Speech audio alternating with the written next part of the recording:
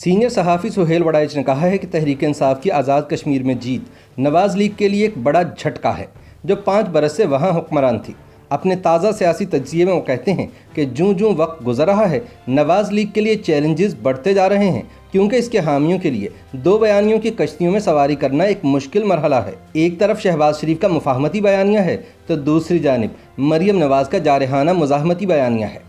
اس لیے نواز لیگ کے ووٹرز میں بھی کنفیوژن پیدا ہو جاتی ہے۔ سہیل وڑائچ کہتے ہیں کہ گلگت بلتستان ہو یا آزاد جموں کشمیر، دونوں جگہ کے ووٹرز وفاق میں برسر اقتدار جماعت کو ہی جتوانے پر یقین رکھتے ہیں، کیونکہ وہ سمجھتے ہیں کہ فنڈز اور اختیارات کا سرچشمہ وفاقی حکومت ہے۔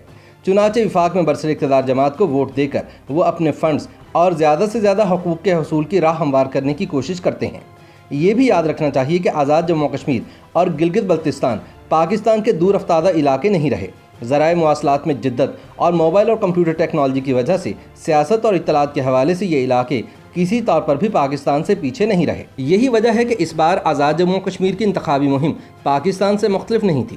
وہی رنگ ڈھنگ، وہی گالم گلوچ اور وہی نعرے۔ گویا امریکہ میں ہائی ویز نے ریاستوں کو متحد کرنے کا کام کیا تو آزاد جموں کشمیر کے انتخابات میں وہ کام ذرائع ابلاغ اور ٹیکنالوجی نے کیا ہے۔ اب گلگت ہو یا آزاد کشمیر، وہاں کا باشندہ بھی وہ اطلاعات رکھتا ہے جو لاہور یا کراچی کا رہائشی رکھتا ہے۔ سہیل وڑائچ کے خیال میں آزاد کشمیر میں پی ٹی آئی کی جیت کو صرف وفاقی حکومت کے مرہون منت قرار دینا بھی درست نہیں، اس حوالے سے دوسرے عناصر کا جائزہ لینا بھی ضروری ہے۔ مریم نواز نے آزاد جموں کشمیر میں زوردار مہم چلائی اور بڑے مجموعوں سے خطاب کیا۔ بلاول بھٹو اور آصفہ بھٹو بھی اس دوڑ میں پیچھے نہیں رہے۔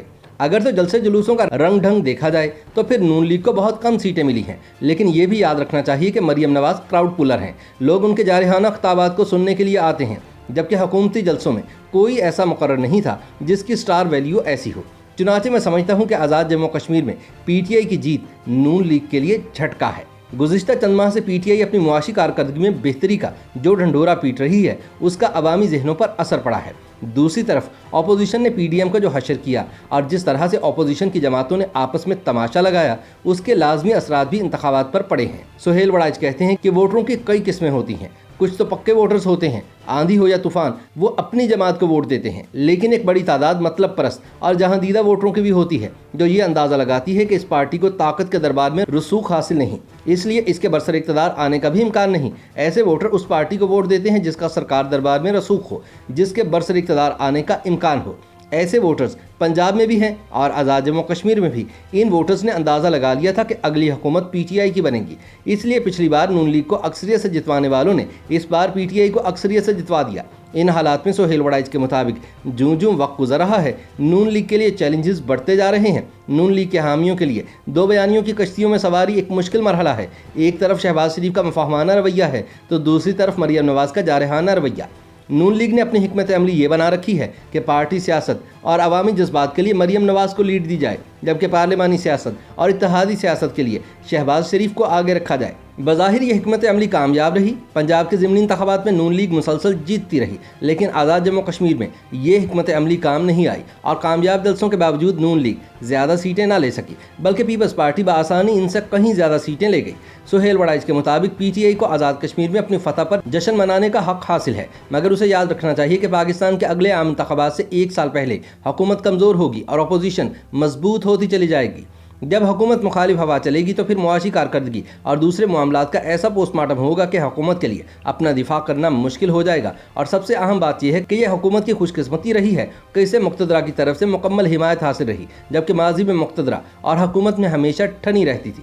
دیکھنا یہ ہوگا کہ کیا اگلے عام انتخابات اور پھر اس کے بعد بھی یہی انتظام چلے گا یا پھر اس میں تبدیلی آ جائے گی۔ سینئر تجزیہ کار کہتے ہیں کہ آزاد جموں کشمیر میں 3 بڑی جماعتوں کو ووٹ پڑے ہیں، P T I, Noon league اور پیپلز پارٹی۔ آئندہ الیکشن میں پنجاب میں پیپلز پارٹی ان دونوں جماعتوں کے مقابلے میں کہیں نظر نہیں آتی۔ کشمیر میں پیپلز پارٹی کی اپنی حیثیت برقرار رکھنے کی وجہ وہاں کے بڑے انتخابی گھوڑے ہیں جنہوں نے اپنی پارٹی وفاداری نہیں بدلی اور حلقوں میں بھی اپنا اثر برقرار رکھا۔